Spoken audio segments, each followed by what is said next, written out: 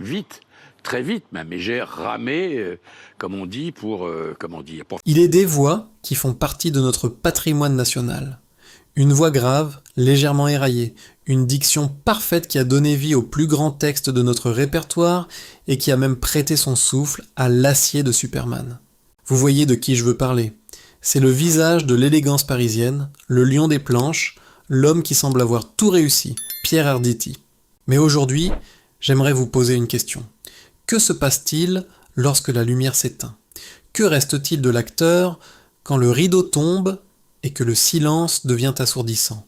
Beaucoup d'entre vous ont été bouleversés récemment en septembre 2023, puis encore en ce début d'année 2024.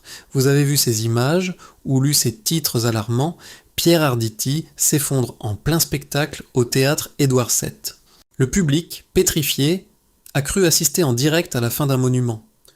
On a parlé de fatigue, de malaise vagal, de ce corps qui, à 81 ans, finit par dire stop à une passion dévorante.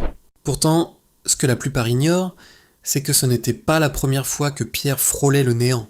Pour comprendre l'homme qu'il est devenu en ce mois de mai 2026, cet immense artiste qui nous confiait il y a quelques jours à peine son souhait le plus intime, celui de partir avant sa femme, il nous faut remonter le temps. Il nous faut retourner dans le Paris gris de 1972. Imaginez un jeune homme de 28 ans. Il n'est pas encore le Pierre Arditi des Césars. Il est fragile, il est à vif.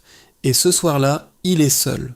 Une rupture amoureuse, une de celles qui vous arrachent les poumons, l'a mis à genoux. Le monde lui semble trop vaste, trop vide. Ce soir-là, celui que nous admirons tous a commis ce que l'on appelle le geste irréparable. Une poignée de cachet, le désir de ne plus se réveiller, de transformer le tumulte intérieur en un silence définitif. Pourquoi vous raconter cela dès maintenant ? Parce que toute la carrière d'Arditi, toute sa boulimie de travail, toute sa fureur de vivre et d'aimer est née dans cette chambre d'hôpital, après un lavage d'estomac qui lui a rendu la vie, mais qui a surtout fait naître en lui une exigence absolue, ne plus jamais perdre une seconde. Dans cette vidéo, nous allons plonger dans les secrets d'une vie qui ressemble à un scénario de film. Nous allons découvrir comment ce survivant a réussi à construire l'un des couples les plus stables du show business avec Evelyne Bouilly, après avoir été consumé par une passion mystique pour la légendaire Barbara. Et surtout, je vais vous révéler l'incroyable vérité sur sa relation avec un autre géant, Claude Lelouch. On aurait pu s'attendre à une guerre d'ego, à une haine de rivaux pour le cœur d'une femme. La réalité est bien plus noble, bien plus française.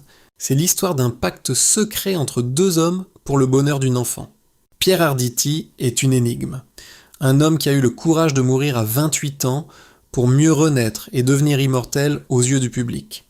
Mais à 81 ans, alors qu'il continue de défier le temps sur scène, une peur nouvelle l'habite. Une peur qui ne concerne pas sa propre fin, mais celle de la femme qui l'a sauvé. Attachez vos ceintures, car derrière le sourire du dandy se cache une âme tourmentée qui a dû apprendre que sur la scène de la vie, on n'a pas le droit à une deuxième prise. Sauf lui. Imaginez l'odeur de l'éther et le froid glacial d'une chambre d'hôpital au petit matin. Nous sommes en 1972. Pierre Arditi vient de rouvrir les yeux. À cet instant précis, il ne ressent pas de soulagement. Il ressent l'échec. Même mourir, il n'y est pas parvenu. À 28 ans, l'homme qui deviendra le chouchou des Français n'est qu'une ombre qui se déteste. La vérité, elle est brute, elle est cruelle. Pierre s'est foutu en l'air pour une femme. Une rupture amoureuse, une de celles qui vous arrachent dans les entrailles et vous font croire que le soleil ne se lèvera plus jamais. Pour ce jeune homme passionné, sans elle, le monde n'avait plus de couleur, plus de son, plus de sens. Il a avalé ses cachets avec une certitude glaciale. Le rideau devait tomber. Mais pourquoi un homme si brillant a-t-il basculé si vite ? C'est ici que l'ombre de son père, Georges Arditi, entre en scène. Georges n'était pas seulement un père, c'était un monument, un peintre exigeant, un décorateur de génie, un homme pour qui l'art était une religion sans pitié.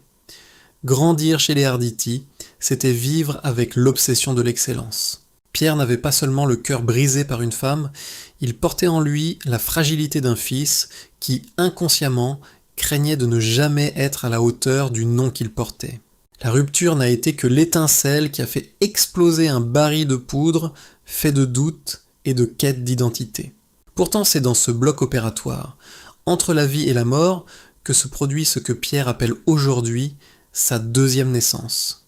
Le lavage d'estomac n'a pas seulement évacué les substances chimiques, il a nettoyé, par une sorte de catharsis brutale, le trop-plein de désespoir. Pierre prend une décision qui va changer l'histoire du théâtre français. Puisqu'il a échoué à mourir, il va dévorer la vie. Il sort de l'hôpital avec une faim de loup, une boulimie d'exister qui ne le quittera plus jamais. C'est à cette période qu'il forge ce tempérament d'épicurien. S'il travaille autant, s'il joue chaque soir comme si c'était le dernier, c'est parce qu'il sait quel goût a le néant. Le théâtre devient son médicament. Sur les planches, il ne souffre plus de l'absence d'une femme, ou du regard d'un père, il est protégé par les maux des autres. C'est à cette époque qu'il tente de construire son propre foyer avec Florence Giorgetti. Elle est sa bouée de sauvetage, celle qui l'aide à redevenir un homme debout. Ils ont un fils, Frédéric. Pierre essaie d'être un bon père, de briser ce cycle de l'exigence douloureuse qu'il a connu.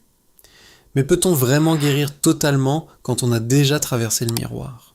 Pendant que sa carrière décolle, une nouvelle tempête se prépare. Car pour un homme qui vit tout à 200%, l'amour tranquille ne suffit pas toujours. Il lui faut une étincelle, un mystère, une voix qui résonne avec ses propres blessures. Et cette voix, il va l'entendre dans l'ombre d'un cabaret parisien.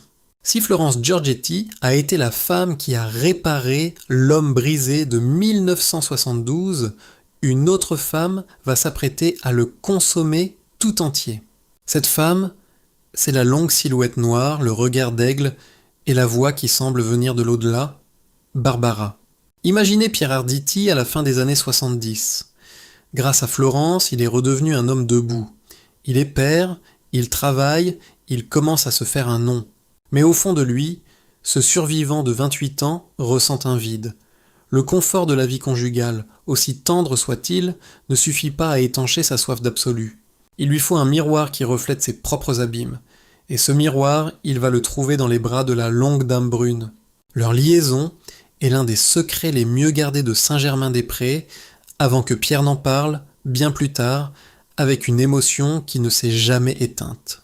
Ce n'était pas une amourette de loge, c'était, selon ses propres mots, un chamanisme. Barbara n'était pas une compagne au sens classique du terme, elle était une prêtresse. Elle vivait la nuit, elle habitait le noir, elle ne respirait que par et pour la scène. Pour Pierre, cette relation fut un voyage au bout de l'intensité. Avec elle, il n'y avait pas de petites conversations. On parlait de la mort, de la grâce, de la beauté qui blesse. Elle lui a appris que l'acteur ne doit pas jouer, il doit brûler. Elle l'a poussé dans ses derniers retranchements émotionnels. Mais vivre avec une légende qui appartient tout entière à son public, c'est aussi accepter de n'être qu'une ombre parmi les ombres. Cette passion incandescente va agir comme un révélateur. Pierre réalise qu'il ne peut plus tricher avec lui-même. Le fossé se creuse avec Florence. Comment revenir à la normalité d'un dîner en famille quand on vient de passer des nuits entières à discuter du sens de l'existence avec une femme qui semble ne jamais dormir ? En 1979, le divorce est inévitable. Pierre quitte le foyer, quitte la stabilité pour plonger dans l'inconnu. Pourtant, l'orage Barbara ne pouvait pas durer. On ne vit pas éternellement dans un volcan. Pierre finit par comprendre que s'il reste trop longtemps près de cette flamme, il finira en cendres. Leur rupture fut à l'image de leur rencontre. Poétique, douloureuse, mais nécessaire pour qu'ils ne se perdent pas à nouveau. Au début des années 80, Pierre Arditi est un homme au sommet de son art, mais dont le cœur est un champ de ruines magnifique. Il a connu la guérison avec Florence, l'extase mystique avec Barbara. Il est désormais prêt pour ce que la vie a de plus difficile et de plus beau à offrir. La durée. Il cherche une femme qui aurait la force de Florence et le mystère de Barbara, mais avec une lumière bien à elle. Quelqu'un qui ne chercherait pas à le soigner, ni à le dévorer, mais simplement à marcher à ses côtés. C'est alors qu'intervient le tournage d'un film qui semble, au premier abord, banal. Il y rencontre une jeune actrice dont le sourire semble capable d'arrêter le temps. En 1986, Pierre Arditi a 42 ans. Il est un acteur respecté, mais au fond de lui, il reste ce survivant de 1972, ce lion qui craint toujours que le sol ne se dérobe sous ses pieds. C'est alors que le destin, dans sa grande ironie, le place sur un plateau de cinéma pour le film Un homme et une femme. 20 ans déjà. C'est là qu'il croise le regard d'Evelyne Bouy. Si Barbara était la nuit, Evelyne est l'aube. Elle possède cette beauté sereine, cette voix de velours et surtout une intelligence du cœur qui va immédiatement désarmer Pierre. Ce n'est pas un incendie qui le consume, c'est une chaleur qui l'enveloppe. Pour la première fois, Arditi ne se sent pas obligé de jouer un rôle pour séduire. Avec Evelyne, il peut enfin être Pierre. Il dira plus tard, avec cette émotion qui ne l'a jamais quitté, « Evelyne était la seule femme qui m'a rendu supportable à mes propres yeux ». Pourtant, leur histoire va prendre une forme qui va intriguer, voire scandaliser les plus conservateurs. Ils s'aiment, ils emménagent ensemble, ils deviennent le couple le plus iconique du théâtre français, mais ils refusent de se marier. Pendant 25 ans, ils vont vivre dans ce que l'on appelle l'union libre. Pourquoi une telle attente ? Pour notre génération, mes amis, nous savons que le mariage est parfois perçu comme une cage, même dorée. Pour Pierre, marqué par l'échec de sa première union et sa soif d'indépendance, le mariage était une menace. Ne pas signer ce papier, c'était se dire chaque matin « Je reste avec toi parce que je t'aime, pas parce que la loi m'y contraint ». C'est la forme la plus pure de l'engagement, celle qui se renouvelle chaque seconde, sans obligation légale. Ils ont construit leur propre forteresse, un espace où le respect mutuel prime sur les conventions. Dans ce foyer, Pierre va apprendre la patience. Il va apprendre que l'on peut être deux sans s'étouffer. Evelyne n'est pas seulement son amante, elle est son alter ego. Sur scène, ils se répondent avec une complicité qui donne le frisson. Elle est la seule qui sait lire dans ses silences, la seule qui détecte les prémices d'une angoisse avant même qu'ils ne s'en rendent compte. Mais vivre avec une actrice aussi talentueuse qu'Evelyne Bouy, c'est aussi accepter de composer avec son passé. Et quel passé ? Lorsque Pierre entre dans la vie d'Evelyne, elle est déjà mère d'une petite fille, Salomé. Et le père de cet enfant n'est pas un inconnu. C'est un géant, un homme dont le nom brille en lettres d'or sur les frontons des cinémas du monde entier, Claude Lelouch. Imaginez la situation psychologique pour Pierre Arditi. Lui, l'homme entier, l'homme passionné qui a frôlé le néant par amour, doit maintenant trouver sa place aux côtés d'une enfant qui n'est pas la sienne, sous l'œil attentif d'un rival cinématographique monumental. Comment ne pas se sentir envahi ? Comment ne pas laisser la jalousie ou l'orgueil gâcher cette harmonie naissante ? C'est ici que Pierre va jouer le rôle le plus complexe et le plus noble de sa carrière, celui de père de cœur. Mais la transition ne se fera pas dans les larmes ou les cris, elle se fera par un pacte de civilisation d'une rareté absolue. En mai 2010, après un quart de siècle de vie commune, ils finiront par se dire oui officiellement. Ce n'était plus pour prouver leur amour, mais pour se protéger l'un l'autre face à l'inéluctable, un acte de bravoure final. Imaginez une table dans un restaurant discret de la rive gauche. D'un côté, Pierre Arditi, l'homme de théâtre à la diction souveraine. De l'autre, Claude Lelouch, le magicien de la caméra, l'homme qui a filmé les plus belles histoires d'amour du siècle. Au milieu, Evelyne Bouy. Pour beaucoup, cette scène serait le prélude d'un drame psychologique, d'un affrontement d'ego entre l'ancien et le nouveau. Mais nous sommes chez les Arditi Lelouch. Ici, on ne joue pas les vaudevilles, on invente la vie. Lorsque Pierre entre dans la vie d'Evelyne en 1986, il n'épouse pas seulement une femme, il adopte une situation. Salomé, la fille d'Evelyne et de Claude, n'a que 3 ans. Pierre aurait pu se contenter d'être le beau-père, celui qui reste en retrait. Mais ce survivant de 1972, qui sait mieux que quiconque le prix de la vie, choisit une autre voie, celle de l'engagement total. C'est ainsi que va naître ce qu'ils appellent avec tendresse leur famille chiffonnée. Un terme magnifique, n'est-ce pas ? Cela veut dire que la vie a fait des plis, qu'elle a été malmenée, mais qu'elle n'en est que plus douce au toucher. Pierre va devenir le père du quotidien. C'est lui qui vérifie les devoirs, qui console les chagrins d'école, qui est là pour les petites victoires de tous les jours. Pendant ce temps, Claude Lelouch reste le père de l'imaginaire, celui qui transmet le sang du cinéma. Ce qui est fascinant pour nous qui les observons, c'est l'absence totale de rivalité. Pierre a eu cette intelligence suprême de ne jamais chercher à effacer Lelouch. Au contraire, il l'a intégré. Les deux hommes sont devenus des alliés. Pierre dira plus tard, avec cette élégance qui le caractérise, « On n'enlève pas de l'amour, on en ajoute. » Cette harmonie a porté ses fruits. En ce mois de mai 2026, Salomé Lelouch est devenue l'une des dramaturges et metteuses en scène les plus respectées de Paris. Elle est le pur produit de cette éducation bicéphale. Elle possède la verve d'Arditi et la vision de Lelouch. Et lorsqu'elle monte une pièce, qui trouve-t-on au premier rang, côte à côte, fiers comme des rois? Pierre et Claude. Cette fraternité a même atteint un sommet artistique en 2005, lorsque Claude Lelouch a demandé à Pierre Arditi de jouer dans son film Le courage d'aimer. Imaginez le symbole. Le réalisateur filme l'homme qui partage la vie de la femme qu'il a aimée et il le filme avec une tendresse infinie. C'est la preuve ultime que ces deux-là ont compris quelque chose que le reste du monde ignore encore. L'amour n'est pas un gâteau que l'on partage jusqu'à ce qu'il n'en reste plus, c'est un territoire qui s'agrandit. Pourtant, derrière cette harmonie de façade, Pierre porte toujours en lui une certaine mélancolie. S'il a été un père de cœur exceptionnel pour Salomé, il porte parfois le poids des regrets concernant son fils biologique, Frédéric. Le temps perdu ne se rattrape jamais vraiment, même si les deux hommes se sont retrouvés autour de l'art. Aujourd'hui, à 81 ans, Pierre Arditi regarde son clan avec la satisfaction du devoir accompli. Il a réussi à transformer ses déchirements de jeunesse en une symphonie de paix. Mais alors que les lumières du théâtre commencent doucement à se tamiser et que son corps lui envoie des signaux qu'il ne peut plus ignorer, une seule question l'obsède. Elle concerne celle qui a été son ancrage pendant 40 ans. Quelle est donc cette ultime confession qu'il a livrée à la presse en ce début d'année 2026? Et pourquoi ces mots sur le départ final ont-ils fait pleurer toute une génération de spectateurs? Nous voici en mai 2026. Le rideau se lève une fois de plus. À 81 ans, Pierre Arditi pourrait se reposer dans sa maison de Normandie, loin du tumulte et des projecteurs. Mais pour cet homme-là, s'arrêter de jouer, c'est s'arrêter de respirer. Malgré les alertes de santé de ces dernières années, malgré ces malaises qui nous ont tous glacé le sang au théâtre Édouard VII, le lion est toujours là.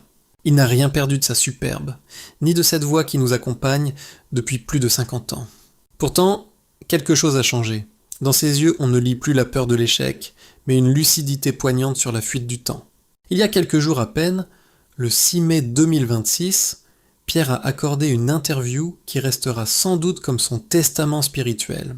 Il y parlait de la mort, non pas comme une ennemie, mais comme une compagne de route qu'il a appris à apprivoiser depuis cette nuit fatidique de 1972.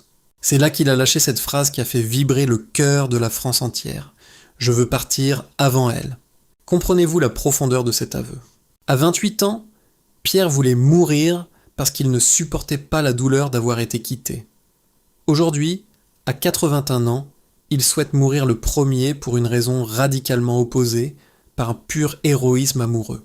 Il veut épargner à Évelyne Bouic, sa colonne vertébrale, le poids insupportable du deuil.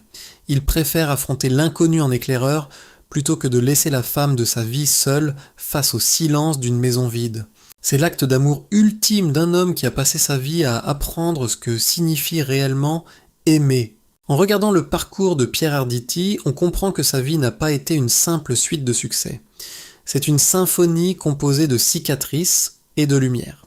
Il nous enseigne que nos échecs ne sont pas des points finaux, mais des virgules qui donnent du sens à la phrase suivante. Pierre Arditi, c'est la preuve vivante que l'on peut tomber très bas, toucher le fond de l'abîme et en ressortir avec une élégance et une force décuplées. Aujourd'hui, il continue de monter sur scène, non pas pour la gloire, il en a déjà trop, mais pour nous dire que tant qu'il y a du texte à dire, il y a de la vie à honorer. Mes chers amis, la vie de Pierre Arditi nous pose une question fondamentale. À nous qui avons aussi traversé les décennies, connu les pertes et les renaissances. Et vous, si vous deviez choisir une seule cicatrice de votre passé pour expliquer l'homme ou la femme que vous êtes devenu aujourd'hui, laquelle serait-ce? Laquelle de vos blessures est devenue votre plus belle lumière? Prenez un instant pour y réfléchir. Pierre, lui, a choisi de faire de sa fragilité sa plus grande force. Si cette histoire vous a touché, si vous aussi vous admirez ce courage de vivre et d'aimer sans filet, n'hésitez pas à laisser un commentaire pour partager vos souvenirs de ce grand acteur. Dites-nous quelle pièce ou quel film d'Arditi a marqué votre propre histoire. Et bien sûr, pour ne rien manquer de nos prochains portraits de légendes qui ont façonné notre culture, abonnez-vous et activez la cloche. Vos j'aime sont le moteur de ce travail de mémoire. Le rideau tombe pour aujourd'hui, mais la voix de Pierre Arditi, elle, continue de résonner. Et tant qu'il y aura des cœurs pour l'écouter, le lion ne cessera jamais de gémir de plaisir et de douleur sous les projecteurs. Merci de votre fidélité et à très bientôt pour une nouvelle plongée dans l'âme de ceux qui nous font rêver.